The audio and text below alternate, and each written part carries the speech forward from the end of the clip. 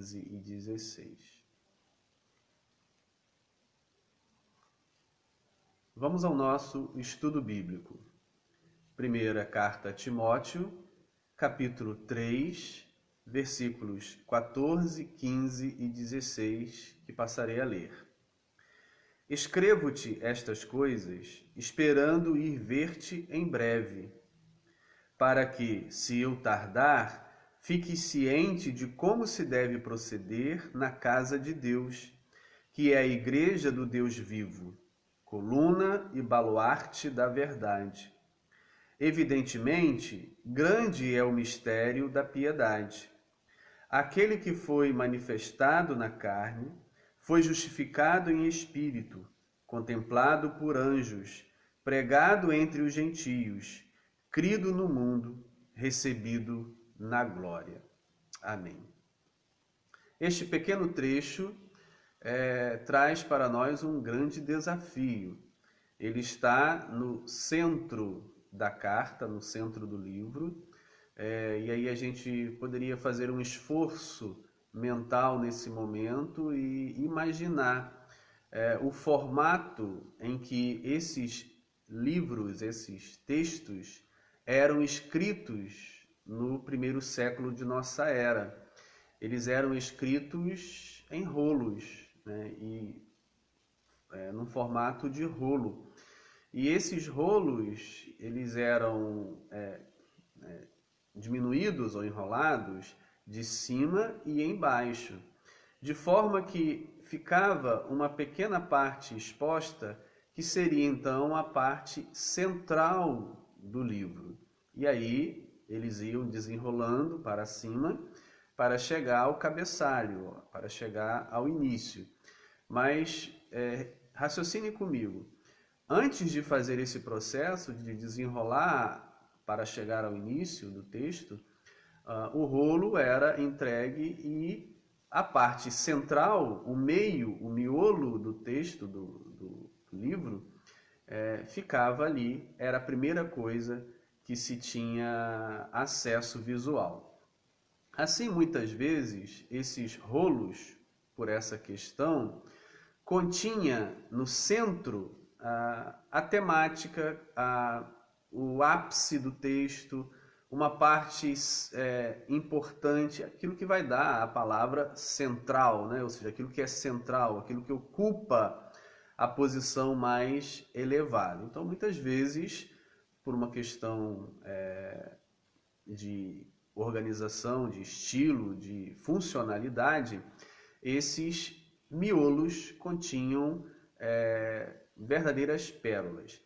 Bem, não sei com precisão se foi exatamente essa a razão desse trecho, que é central na carta a Timóteo, ser tão elevado, tão magnífico, porque nele está contido duas profissões de fé, duas confissões, duas doutrinas importantes na tradição apostólica paulina, que trata da igreja, nós vemos isso no verso 15, uma eclesiologia, ou seja, uma definição conceitual da igreja, o que era igreja, o que é igreja na visão paulina, e o verso 16, uma cristologia. Então nós temos uma eclesiologia, né, um estudo da igreja, no verso 15, uma definição, uma concepção, um conceito, e no verso 16 uma cristologia, uma palavra sobre Cristo, um conceito sobre Cristo, uma definição de Cristo.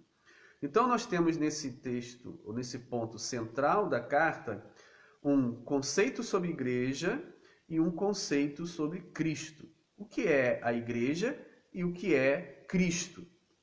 E por isso ele se torna um trecho central e se torna também um ápice da carta, uma vez que toda a carta, antes e depois, trata de questões organizacionais, como a igreja deveria ser organizada.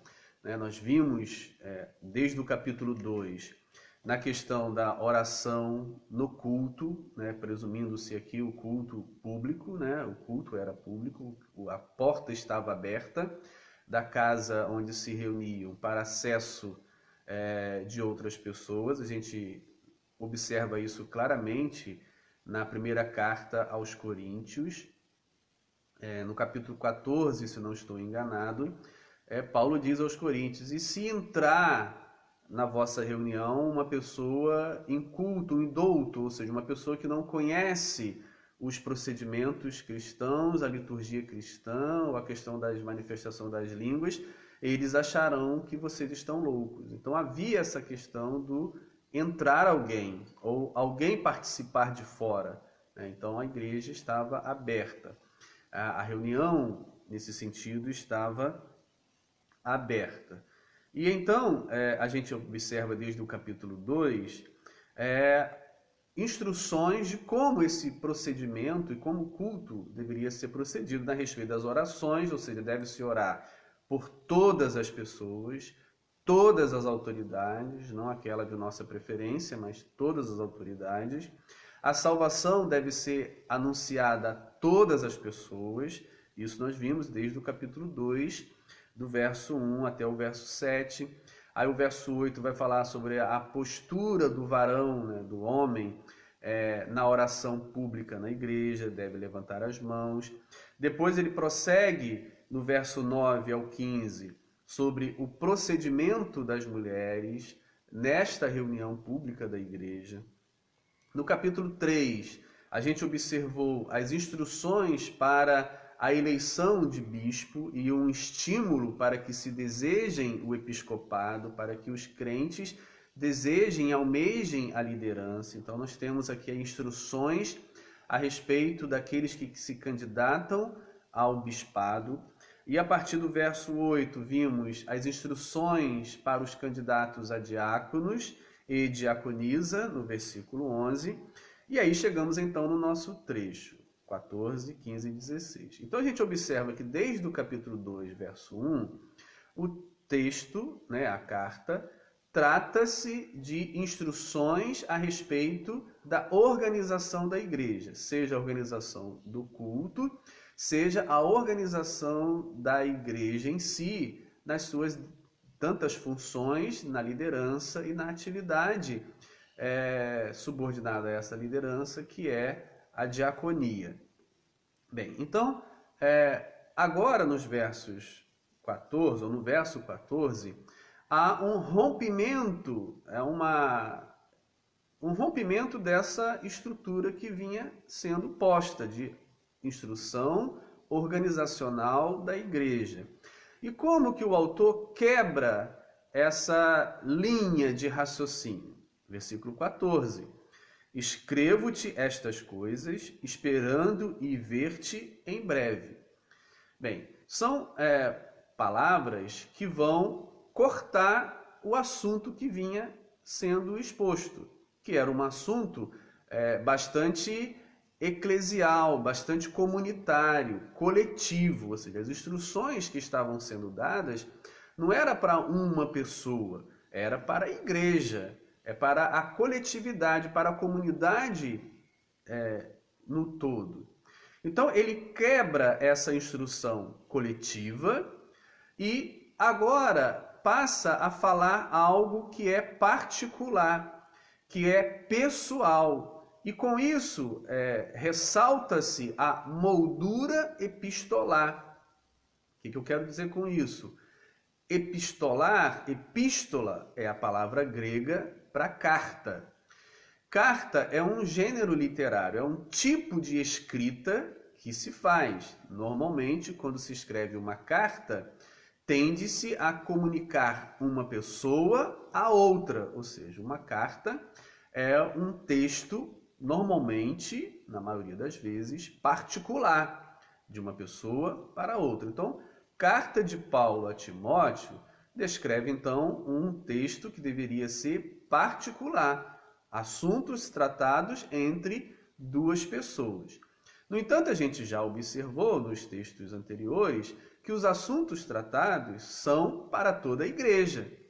as informações, as orientações são comunitárias, né? Apesar de Timóteo representar o líder da igreja, o estereótipo do líder, mas as instruções são dadas para toda a igreja. Então, para quebrar essa linha de raciocínio coletiva, o verso 14, então, emerge para trazer uma moldura, uma característica, para que se observe que se está diante de uma carta, de uma epístola. Então, corta-se o assunto coletivo e agora escreve-se algo que é particular. Escrevo-te, primeira pessoa, eu escrevo a você estas coisas, você, o Timóteo, esperando ir ver-te em breve. Ou seja, uma fala que não vai fazer nenhuma diferença para o coletivo, para a igreja. Ou seja, em que isso vai nos instruir, em que isso vai nos ajudar na organização da igreja.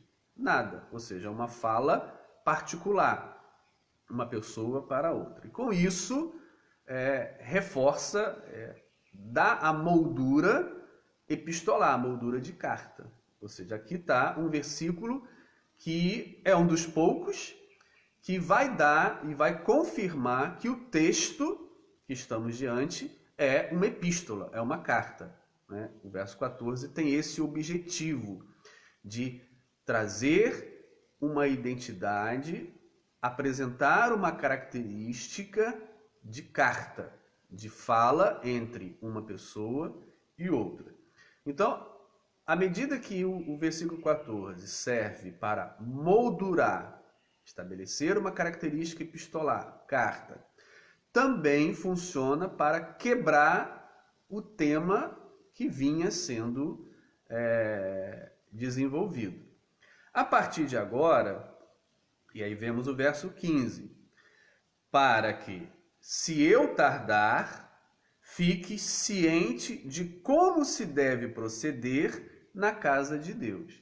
Observe que agora as primeiras palavras do verso 15 mantém-se no estilo epistolar, carta, uma pessoa para outra, para que, se eu, primeira pessoa, demorar, você, né, tu, a segunda pessoa, fique ciente, saiba de como se deve proceder na casa de Deus.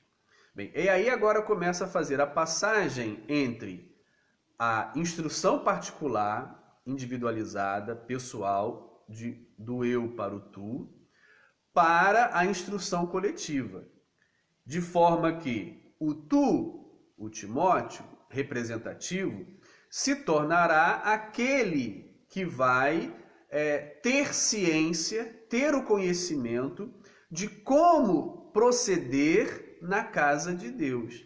Bem, então esse Timóteo agora passa a representar todos aqueles que estão imbuídos dessa delegação apostólica, ou seja, os líderes, os bispos, né, que estão delegados para instruir o procedimento da igreja. Então há uma passagem do particular para que, se eu tardar, fiques tu ciente, saiba de como se deve proceder na casa de Deus. Bem, então a gente já percebe que para que você conheça, saiba como se proceder na casa de Deus, a gente já percebe na entrelinha que o destinatário da carta, aquele que é o tu aqui representado por Timóteo, não sabe como proceder,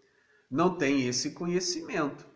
E esse conhecimento vai passar a ser dado agora. Então, percebe que o Timóteo ele é apenas um pretexto, uma idealização do líder, porque Timóteo sabia, né, participava da escola de Paulo, era discípulo junto com Paulo, cooperador de Paulo, acompanhou Paulo nas fundações das igrejas, Ou seja, Timóteo, do ponto de vista histórico, como pessoa, certamente não tinha desconhecimento de como proceder na casa de Deus. No entanto, o Timóteo aqui representa os líderes posteriores, que vão precisar aprender, que vão precisar ter ciência de como se proceder na casa de Deus. Então a gente percebe que o texto tem uma moldura de carta de Paulo para Timóteo.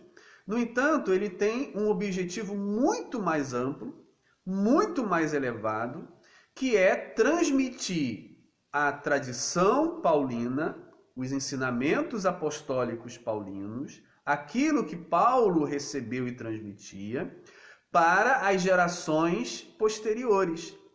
Gerações essas que chegam até nós. Então, Timóteo acaba sendo um representante, um personagem ideal de cada líder ao longo da história, que vai aprender nesta carta, neste texto, a como se deve proceder na casa de Deus. Bem, então, o versículo 14 e o versículo 15, a primeira parte, dá-nos esse tom. Rompe-se as instruções coletivas, que vinham desde o capítulo 2, verso 1, dá uma característica, uma moldura de carta ao nosso texto e faz a passagem do Timóteo como herdeiro dos ensinos apostólicos de Paulo para todos os Timóteos, todos os outros que viriam depois na esteira, na linha da transmissão apostólica de Paulo. Então, nós somos hoje o Timóteo, que vai ter ciência, conhecer a partir da tradição paulina, como se deve proceder na casa de Deus. Bem, e aí a parte B do versículo 15 começa-se então a se apresentar aquilo que nós chamaríamos de eclesiologia. A palavra eclesiologia significa o estudo a respeito da igreja, né? Eclesia é a palavra grega para igreja e logos é a palavra grega para discurso, estudo, palavra. Então, eclesiologia é o estudo sobre a igreja, que vai aqui ser nos apresentado nessa parte B do versículo 15, um conceito que a gente vai se deter nesse momento. Então, acompanhe comigo agora na parte B do versículo 15, o conceito de igreja na tradição paulina. O que é igreja? Então, começa dizendo, ou dando à igreja a expressão casa de Deus, que é a igreja do Deus vivo.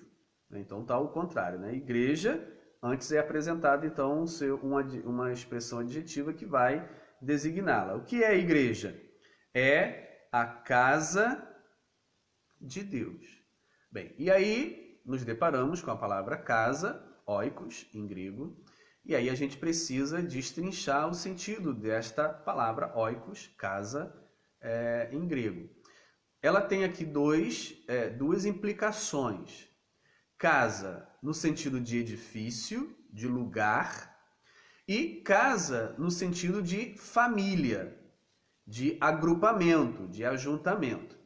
A igreja é a casa de Deus nesses dois sentidos. No sentido de lugar, onde Deus está, e no sentido de família de Deus, pessoas que formam a família. Casa tem o sentido de lugar, mas também tem o sentido de família. Sentido concreto, lugar. Sentido abstrato, família. Então poderíamos dizer, eu e a minha casa serviremos ao Senhor. O que eu quero dizer com isso? Eu e minha família. Não é o lugar, não é o prédio onde eu moro. Eu e minha casa, ou seja, eu e minha família. Então, casa tem o sentido de família. Mas casa também tem o sentido de lugar. né? Eu moro nesta casa. Esta casa é minha. Ou seja, tem o sentido de lugar. Então, qual seria o sentido aqui para a casa de Deus? Tem os dois sentidos. Lugar onde Deus habita e família de Deus. A gente vai observar isso nos textos paulinos, que eu passaria a citar aqui, onde encontramos esses dois sentidos. Lugar onde Deus está e família de Deus. Por exemplo, 1 Coríntios, agora vou apresentar alguns versículos de Paulo, que vai nos dirigir para a igreja, casa de Deus, como o lugar onde Deus habita. 1 Coríntios, capítulo 3, versículo 16. Diz assim: Não sabeis que sois santuários de Deus e que o Espírito de Deus habita em vós? Bem, aqui, santuário, onde Deus habita. Bem, e não sabeis que sois vós? Então, aqui tem o sentido de habitação de Deus. Santuário de lugar onde Deus habita. E que o Espírito de Deus habita em vós. Ele está falando da igreja, ele está falando dos cristãos, dos discípulos. Os discípulos são o lugar onde Deus habita, onde o Espírito de Deus habita. Bem, temos mais um versículo, 1 Coríntios, capítulo 6, verso 19, diz assim: Acaso não sabeis que o vosso corpo é santuário do Espírito Santo que está em vós, o qual tendes da parte de Deus e que não sois de vós mesmos? Bem, este versículo paulino nos traz a mensagem de lugar, lugar de habitação. Acaso não sabeis que o vosso corpo é santuário, ou seja, lugar onde o Espírito Santo habita? Então, igreja, casa de Deus, tem um sentido também de lugar onde Deus habita. Também outro versículo, e aí que pertence à tradição paulina, é Efésios, capítulo 2, verso 22, que diz assim: No qual também vós, juntamente, estáis sendo edificados, construídos, para a habitação de Deus no Espírito. Mais um versículo, cujo sentido de casa de Deus traz a ideia de habitação, lugar onde Deus habita. Bem, além da igreja ser casa de Deus no sentido de o lugar onde Deus habita, a igreja também é casa de Deus no sentido de família de Deus, né? Ou seja, no sentido de edifício, lugar, mas também no sentido de família. E aí eu vou ler alguns versículos onde vai nos apontar para essa questão da família, né? Família de Deus, a igreja como casa de Deus é a família de Deus. Eu disse nos vídeos iniciais do estudo da primeira carta de Timóteo que ela tem uma relação, né, textual bastante forte com os textos lucanos, tanto o Evangelho de Lucas quanto o livro de Atos dos Apóstolos. E aí a gente vai agora para um texto lucano, o Evangelho de Lucas, onde encontramos essa ideia de família de casa de Deus como família de Deus. Lucas, capítulo 12, versos 42 e 44. Procure aí na sua Bíblia, ou anote, enquanto eu vou falando, anote ao lado para depois conferir. Lucas, capítulo 12, do 42 ao 44, diz assim: Disse o Senhor: Quem é, pois, o mordomo fiel e prudente, a quem o Senhor confiará os seus conservos para dar-lhe o sustento a seu tempo? Bem-aventurado aquele servo a quem o seu Senhor, quando vier, achar fazendo assim. Verdadeiramente vos digo que lhe confiará todos os seus bens. Lucas 12, 42, 44. Aqui nós temos uma concepção de casa de Deus como família, como pessoas que precisam ser cuidadas. É importante lembrar que a família na antiguidade era muito mais do que pai, mãe e filhos.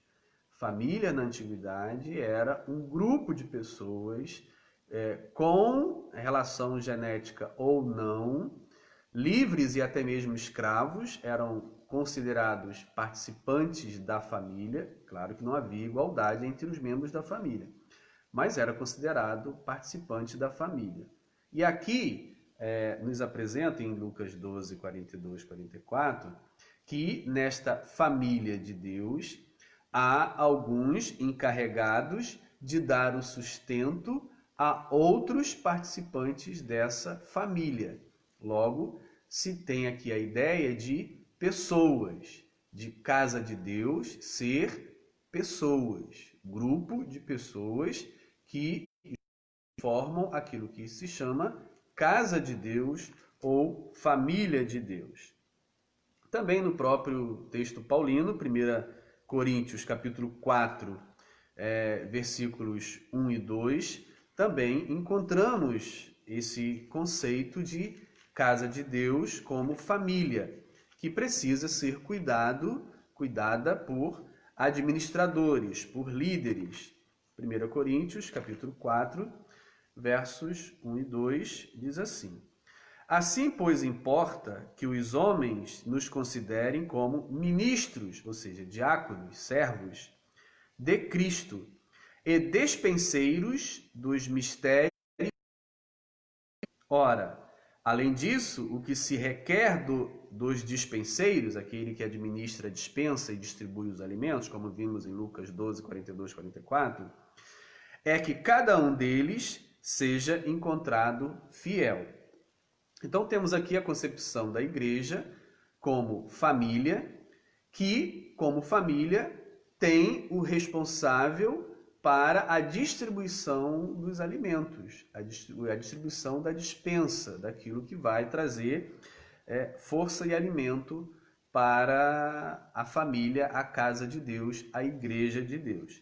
Também encontramos em Hebreus, capítulo 3, verso 2 e 5, esse conceito.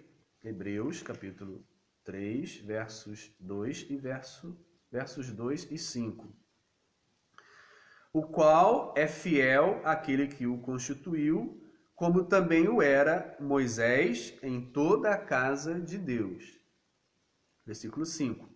E Moisés era fiel em toda a casa de Deus, como servo, para testemunho das coisas que haviam de ser anunciadas.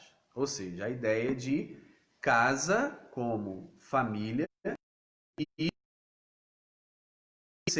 um administrador, um responsável desta casa, desta família de Deus. Aqui, Hebreus faz menção a Moisés. Então a gente também percebe no texto de Hebreus que essa designação, casa, era utilizada para o povo antigo de Deus, o Israel antigo, o Israel que era, na antiguidade, povo de Deus. E a igreja agora recebe, adota a mesma nomenclatura utilizada para o Israel antigo, para o Israel povo de Deus. Eu uso faço questão de dizer Israel antigo, porque infelizmente algumas pessoas acham que o Israel de hoje, o país que está lá, que existe nos nossos dias, é o mesmo do Israel antigo. Não é, é um país como outro qualquer, e que Deus ama eles como ama qualquer outro povo hoje. Hoje não há mais esse Israel literal como o povo de Deus. Então é o Israel da antiguidade, é o Israel da Bíblia, né? Não é o Israel moderno. O Israel moderno é uma nação como outra qualquer e qualquer um pode participar, é só solicitar a cidadania e, se for dada, vai ser cidadão de Israel, seja árabe, seja judeu, seja ocidental, oriental, qualquer um que recebe ali a cidadania, que nasce ali e vai se tornar um israelita. Então não é esse o mesmo Israel da Bíblia, como povo de Deus, como casa de Deus, que a gente vai perceber no Novo Testamento essa expressão, casa de Deus, utilizada para o Israel antigo, o Israel da Bíblia, vai passar para a igreja. E o próprio texto de Hebreus vai nos apresentar essa passagem. Por exemplo, Hebreus capítulo 10, verso 21, deixa claro para a gente essa passagem. Diz assim: e tendo grande sacerdote sobre a casa de Deus. O texto está se referindo a Jesus, que Jesus é, né, na leitura, no texto dos Hebreus, nessa carta aos Hebreus do Novo Testamento, ele é apresentado como o grande sacerdote sobre a casa de Deus. Ou seja, Jesus é o grande sacerdote, não é sobre o Israel antigo e nem sobre o Israel, muito menos sobre o Israel moderno. Ele é grande sacerdote sobre a igreja. A igreja é a casa de Deus. Então, a partir da igreja do Novo Testamento, casa de Deus se tornou a igreja. Ou seja, a casa de Deus é aquela que é reunida diante da face de Jesus. Aquela que é reunida em torno de Jesus. Aquela a qual Jesus é o grande sumo sacerdote.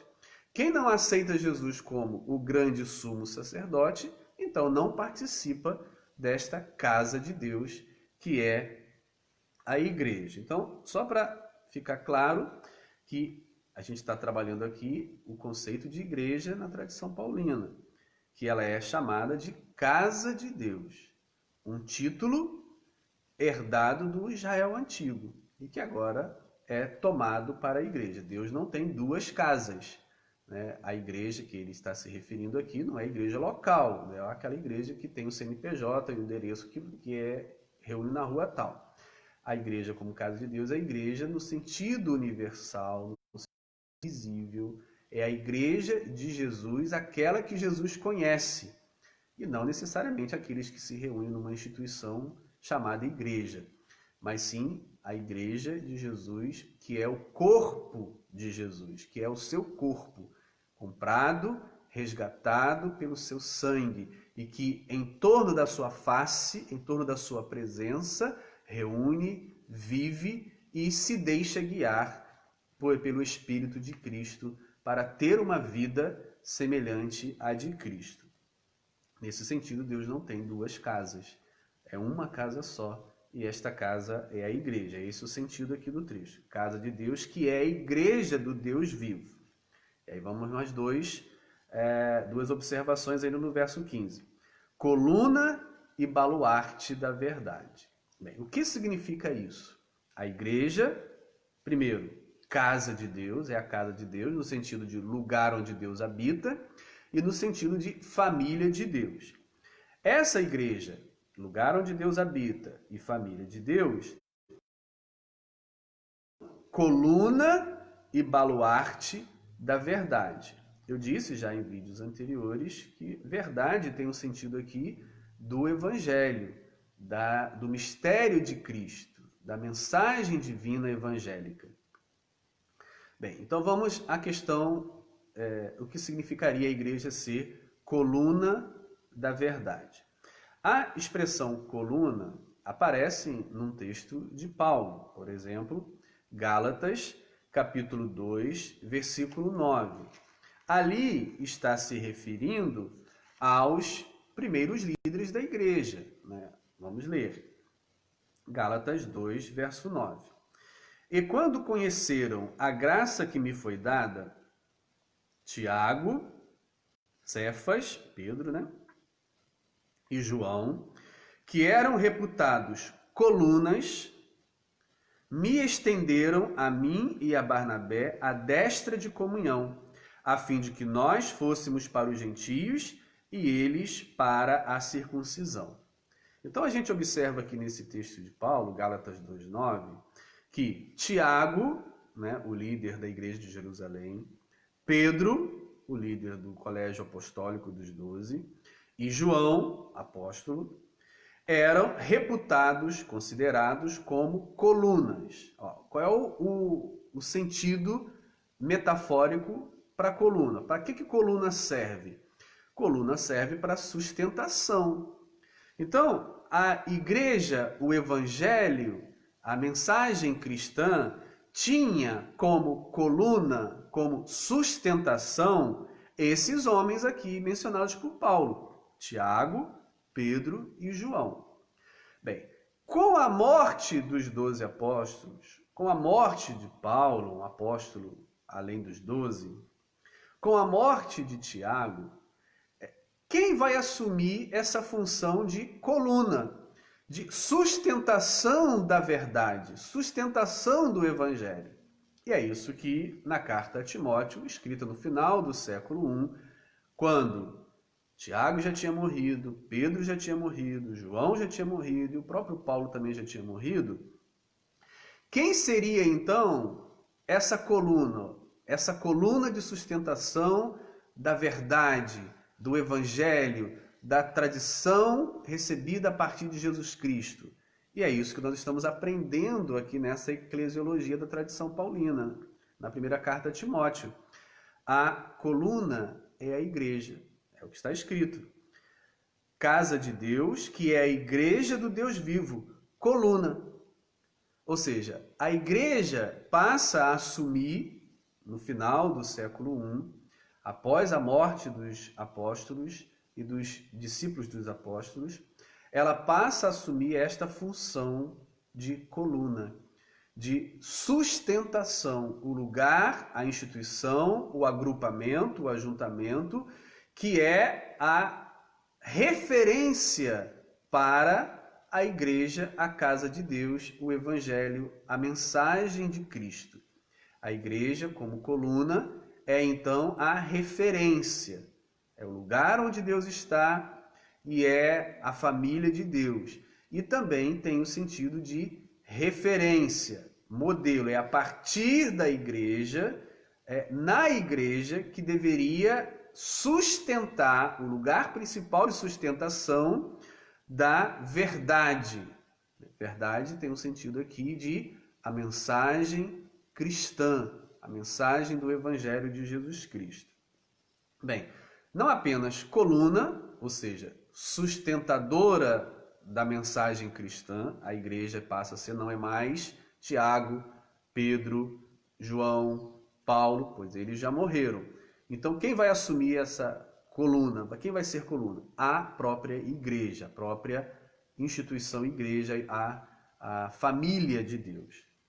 Mas além da coluna, ela também é baluarte. Bem, qual é o sentido da palavra baluarte? Baluarte é a tradução da palavra grega hedraioma. Essa palavra hedraioma aparece uma única vez em todo o Novo Testamento, é aqui. Não tem mais o uso dessa palavra em outra parte do Novo Testamento. Ela tem um sentido de alicerce. Bem, como falou-se da coluna e baluarte, ou seja, coluna e alicerce. Alicerce que sustenta a coluna. Então, a igreja passa a ser, após a morte dos apóstolos e seus discípulos, seus primeiros discípulos, primários, ela passa a ser coluna e passa a ser alicerce, aonde a coluna está posta. Qual é o sentido disso? Que a igreja deve ser a referência como coluna, como alicerce da mensagem evangélica, da verdade. A igreja como agrupamento, como corpo de Cristo, e não uma pessoa no sentido individual, mas a igreja como coletividade, como corpo de Cristo. É a coluna, passa a ser a coluna e o alicerce, onde a verdade do evangelho é edificada, é construída. Bem, assim, nessa parte B do versículo 15 de 1 Timóteo 3, a gente encontra a eclesiologia paulina, um conceito paulino sobre o que é a igreja. Agora, no verso 16, nós vamos encontrar a cristologia paulina. O que é a igreja a partir do conceito da tradição apostólica de Paulo. E aí nós vamos estudar aqui porque traz nesse verso 16 uma síntese de tudo aquilo que Paulo disse, cria, anunciava, transmitia a respeito de Jesus Cristo. Como Paulo entendia Jesus Cristo? Aqui está a síntese da teologia paulina sobre Jesus. E é interessante que essa síntese é apresentada num formato ínico, ou seja, como uma música, como um poema, como um hino. E o formato aqui é o hino, eu vou mostrar isso para vocês. O verso 16, evidentemente, grande é o mistério da piedade. A palavra mistério, na tradição paulina, na concepção paulina, evoca o contexto da revelação e realização do projeto salvífico de Deus. Ou seja, o que é mistério? Quando Paulo usa a palavra mistério, qual é o sentido da palavra mistério na tradição paulina? É a revelação e, ao mesmo tempo, a realização da salvação. O mistério oculto, desde os dados, se revelou. Ou seja, que mistério é esse? A salvação, o projeto de salvação, o plano de salvação, o projeto salvífico de Deus, o plano de salvação de Deus era um mistério e agora foi revelado e realizado. Revelado no sentido de anunciado e realizado no sentido de cumprido em Cristo. Então, o sentido da palavra mistério na tradição paulina evoca essa revelação e realização da salvação. Grande é esse mistério, grande é essa revelação e realização da piedade. Piedade tem o sentido da prática da religião, a prática das palavras de Cristo. Essa expressão, mistério, já apareceu no versículo 9, quando falava das questões relacionadas à diaconia. Verso 9 do capítulo 3. Conservando o mistério da fé com a consciência limpa. Mistério da fé, agora, mistério da piedade. As duas expressões têm o mesmo sentido, que é a revelação do plano de salvação. É a revelação do projeto salvífico de Deus em Cristo. Por meio de Cristo, ele é realizado na sua morte na cruz e é revelado, anunciado de Cristo, a partir de Cristo, por meio de Cristo e após Cristo. Bem, então, que mistério é esse? Cristo. E como ele vai ser apresentado agora para nós nesse trecho magnífico, poético de hino. Aquele que foi manifestado na carne, primeira frase, e antítese a esta frase, foi justificado em espírito, segundo verso, né, segundo estrofe do hino, né? Vamos imaginar aqui que esse hino tem 6 estrofes. E essas, não é 6 estrofes, desculpem, 6 versos, 6 estribilho. E cada verso, cada estribilho, está num formato duplo de antítese, um contrapondo ao outro. Aquele que foi manifestado na carne foi justificado no espírito. A duplinha. Segunda duplinha. Contemplado por anjos, pregado entre os gentios. Segunda dupla. Crido no mundo, recebido na glória. Então, este hino que nos traz a síntese do conceito de quem é Cristo, ele trabalha essa antítese. Carne versus espírito, anjos versus povos, mundo versus glória. Então, carne versus espírito. Carne tem o sentido dos homens. Espírito o sentido de Deus. Então, carne, homem, verso espírito, Deus. A gente pode observar esse paralelismo carne e espírito para se referir a homem e Deus em Isaías. Posso ler e vou ler Isaías capítulo 31, versículo 3, onde nós encontramos esse conceito, essa estrutura, carne referindo-se a homens, espírito referindo-se a Deus. Isaías capítulo 31, verso 3 diz assim: Pois os egípcios são homens e não Deus, ou seja, oposição entre homem e Deus. Os seus cavalos, carne e não espírito.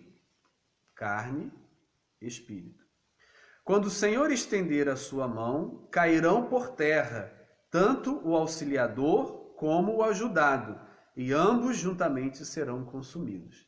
Então encontramos aqui homem, Deus, homem versus Deus, carne versus espírito. É a mesma antítese paralela que encontramos aqui no hino. Aquele que foi manifestado na carne foi justificado em espírito. O que isso significa? Está falando de Cristo. Cristo foi manifestado na carne, ou seja, sua encarnação. O Verbo se tornou carne. Cristo encarnou, foi manifestado na carne. Foi justificado em espírito. Foi justificado como Deus. Foi justificado como divino. A sua justificação se deu na morte e ressurreição. Na sua vida e morte, manifestou a sua humanidade. Foi manifestado na carne, nascimento, vida e morte. E a sua justificação, ou seja, Deus aprovou a sua vida, justificando-o ou ressuscitando-o. E essa ressuscitação, essa ressurreição de Jesus é a justificação de Jesus como divino. Então, aquele que foi manifestado na carne foi justificado em espírito. Jesus manifestado como homem, justificado como espírito, como divino. Para aqueles que são mais minuciosos no estudo, eu vou trazer uma informação interessante. O hino, como a gente identifica esse trecho como hino? Ele tem, além dessa construção poética em formato paralelismo, uma coisa em oposição à outra, ele tem um elemento textual que inicia os hinos do Novo Testamento, ou vários hinos do Novo Testamento, que é, no grego, o hos, né, que é um pronome relativo. Hos, aqui traduzido por aquele que. Esse hos, traduzido aqui por aquele que, é uma palavrinha grega que vai marcar o início de vários hinos no Novo Testamento. Nós encontramos vários hinos no Novo Testamento. Então, um deles está em Colossenses 1,15. Colossenses 1,15 começa um hino, e está lá o hos, né, o pronome relativo, para marcar o seu início. Filipenses 2,6 também inicia um hino, e está lá o pronome relativo hos, para marcar o início desse hino. 1 Pedro 2,22 também temos um hino, iniciado ali pelo pronome relativo hos em grego. E Hebreus capítulo 1, verso 3, temos também ali um hino, que está iniciado pelo pronome relativo em grego hos. Então são marcadores textuais no texto grego para indicar o início dos hinos. Os hinos eram iniciados com esse hos, pronome relativo grego, que aqui está traduzido por aquele que. Só uma observação técnica para aqueles que querem ir mais além nesse estudo sobre os hinos. São vários hinos que existem no Novo Testamento, né? Uma vez eu ouvi alguém dizer que não tem música no Novo Testamento. Certamente essa pessoa não falou porque não conhece, né? No Novo Testamento está cheio de hinos, e aqui temos um deles, né? Hinos cantados pela igreja primitiva, e muitos provavelmente, mas alguns foram tomados pelos autores do Novo Testamento e colocados nos seus textos. Não necessariamente esses autores que fizeram os hinos, compositores dos hinos, não necessariamente. Na maioria das vezes, provavelmente, esses autores não eram os compositores, mas eles conheciam esses hinos que estavam presentes nas comunidades cristãs e cantados, e que esses hinos traziam a profissão de fé, a confissão, os conceitos teológicos. Por exemplo, aqui nós temos um hino maravilhoso que conceitua quem é Cristo. Quem é Cristo na nossa crença? Ele é aquele que foi manifestado na carne e foi justificado em espírito. Ele nasceu como homem, viveu como homem, morreu como homem e foi ressuscitado como Deus. Venceu a morte, porque a morte não pode vencer o Filho de Deus, aquele que é de Deus, aquele que é divino, aquele que é Deus que encarnou. Ele é mais forte que a morte. Bem, e aí vamos para a segunda duplinha de estribilho. Contemplado por anjos, pregado entre os gentios. A ordem em que esses versos do hino estão postas não tem uma referência à história, à cronologia da vida de Jesus. Não está vinculado, não está numa ordem cronológica dos acontecimentos relacionados a Jesus. Mas é uma apresentação contemplativa, é uma apresentação teológica, conceitual. Assim, a gente vai observar. Justificado, primeira duplinha, aquele que foi manifestado na carne, Jesus, Deus se tornou carne. Foi justificado em espírito, ou seja, na ressurreição,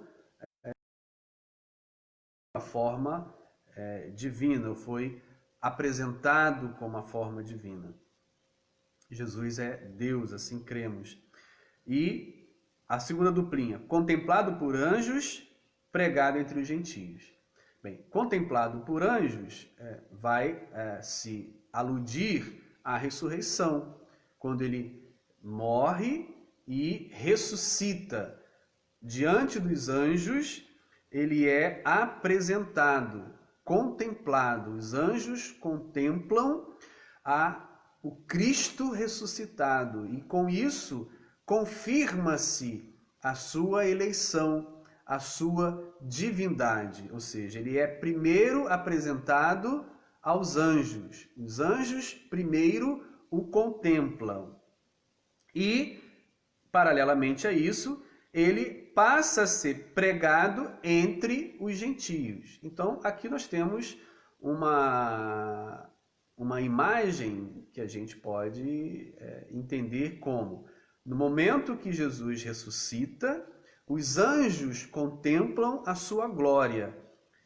E, a partir da sua ressurreição, ele é pregado, ou seja, acontece a evangelização. Os seus discípulos, enviados por ele, passam a anunciar a todos, judeus e gentios, que o Cristo ressuscitou, que ele é o Filho de Deus, que ele é a realização da nossa salvação, que ele é a intermediação, o único agente de salvação para com os homens, como foi dito no capítulo 2, verso 5. Há um só Deus e um só mediador entre Deus e os homens, Cristo Jesus, homem. Ou seja, há um único mediador, há um único agente de salvação, que é Jesus Cristo.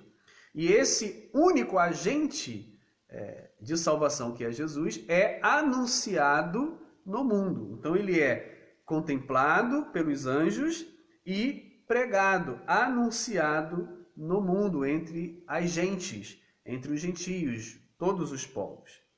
E a terceira duplinha do hino, terceiro paralelismo, crido no mundo, recebido na glória.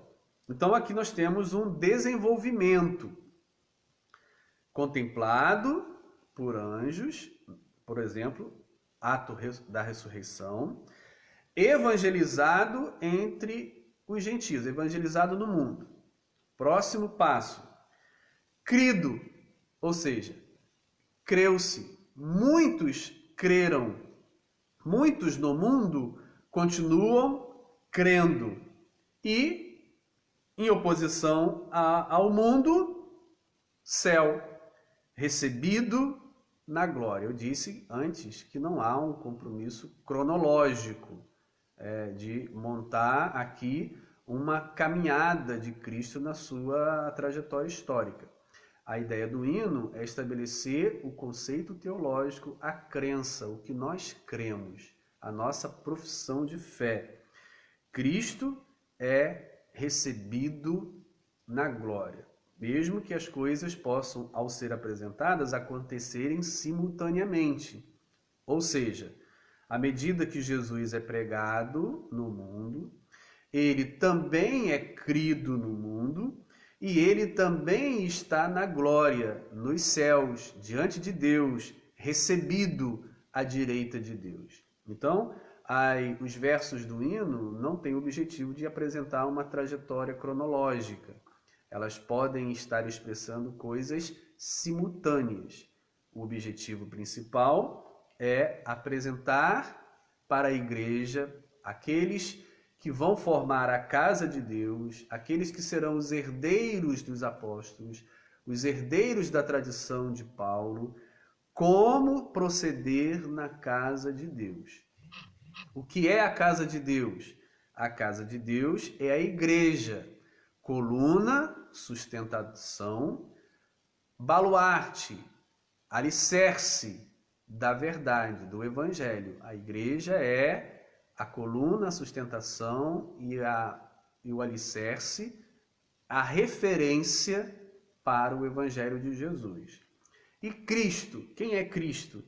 Cristo, para a igreja, é aquele que foi manifestado na carne, encarnou, foi justificado em espírito, ressuscitou, contemplado pelos anjos, ressuscitado diante dos anjos e visto e testemunhado por eles, anunciado, pregado no mundo, Jesus envia os seus discípulos para anunciá-lo, crido no mundo, à medida que ele é anunciado, ele é crido, e ele está na glória, recebido na glória, ele está nos céus, na presença de Deus, à direita de Deus. Então nós temos aqui três antíteses: carne versus espírito, anjos versus povos, pessoas humanas, e mundo versus glória, mundo versus céus.